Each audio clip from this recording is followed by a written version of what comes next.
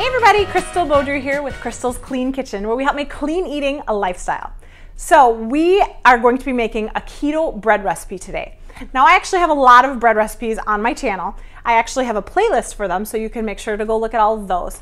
Now last year I did a it was a bigger episode of mine. It got watched a lot of times. People loved it. And it was a keto bread recipe that tastes so good, but it has gluten in it. And so I know a lot of people have been asking me, hey, could you make another recipe that has no gluten and still tastes good? So in today's episode, we have a yeast bread recipe, which, why am I adding yeast? It makes it taste so authentic, so much like bread, and it's delicious, and you guys are going to love it. So I'm excited that it's gluten-free. It's still a keto approved, and I'll give you some paleo approved options also. You guys, you're going to enjoy it. And would you do me a huge favor and click that like button just so that it will help send this video to more people. Thanks so much. Let's get into it. All right, so here is all of our ingredients that we are going to need. I know there's a ton of ingredients, I'm sorry, but if you want it to taste super authentic, sometimes you need a lot of different things. So we're gonna start with our yeast. We have 2 teaspoons of yeast, and we're gonna mix into it 2 teaspoons of some maple syrup. Now, don't worry if you're worried about the carb count for that. It's actually just gonna feed the yeast, so you don't need to count that. And then we're gonna mix that in with a half a cup of some warm water. You want the water between 105 and 110 degrees.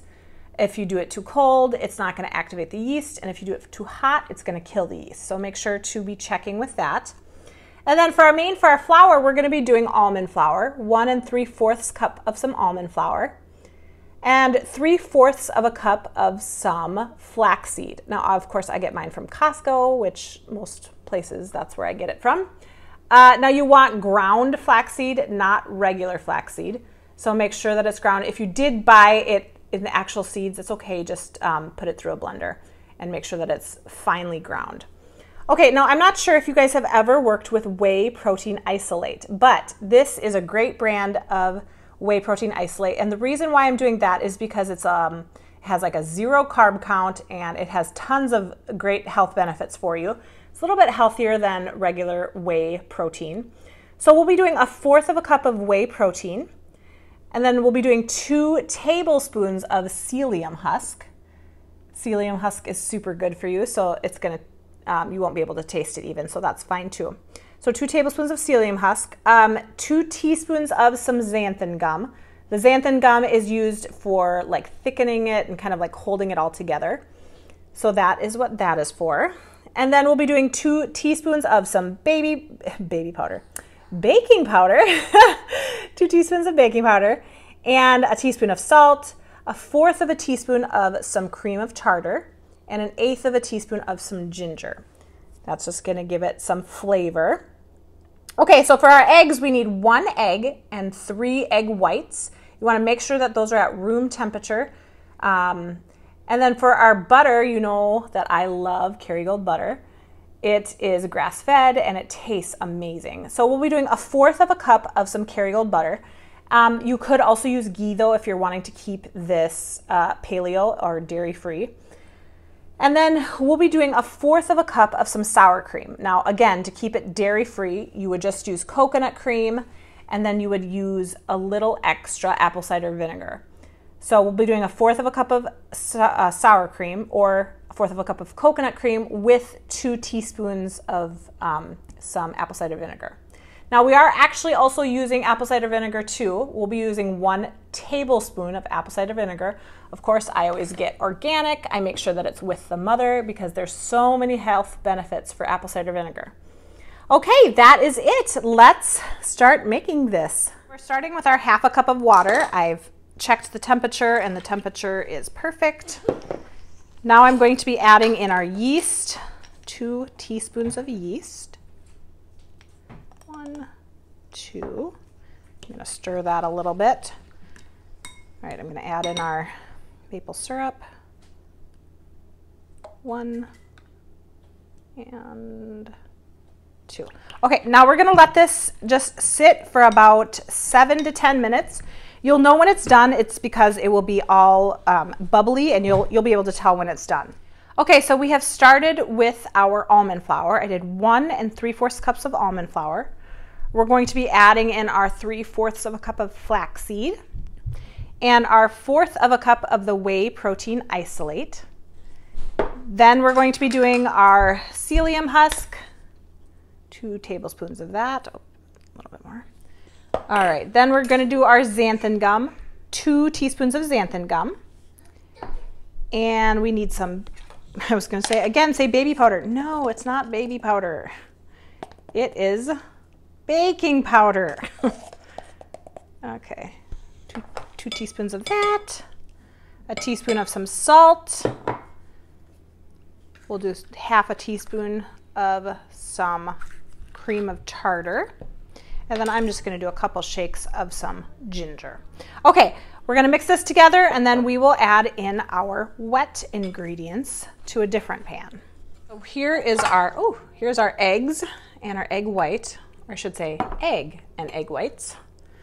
I'm going to turn this on and just lightly do it while I'm pouring in the butter, just to allow the butter a little bit more time to cool off. All right, and then I'm going to add in my apple cider vinegar. I'm going to just mix this together for a second and then I'm going to slowly add in the flour. All right, so here's a little flour. I'm going to go super slow with the flour. And then I'm going to alternate and put a little bit of the sour cream in. Then I'm going to put a little bit more flour in. Going slowly. Okay, now I'll put the rest of the sour cream in.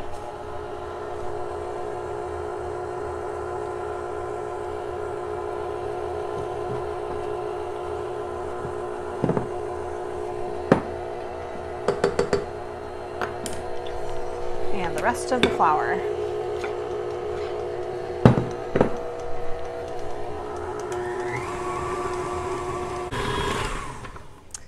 All right, I'm going to scrape it down, just like you got to do for most breads. Now this bread is a little bit, as you can see, it's a little bit more liquidy compared to some bread dough, but that's totally fine. That's how it's supposed to look. I'm going to scrape down the sides and then also add in the yeast. I always forget to add the yeast in right away. Ugh. Oh well, it's fine. Ideally, you should add the yeast in a little sooner than I did. I'm always like, oh yeah, I have to add the yeast. All right, let's try this again.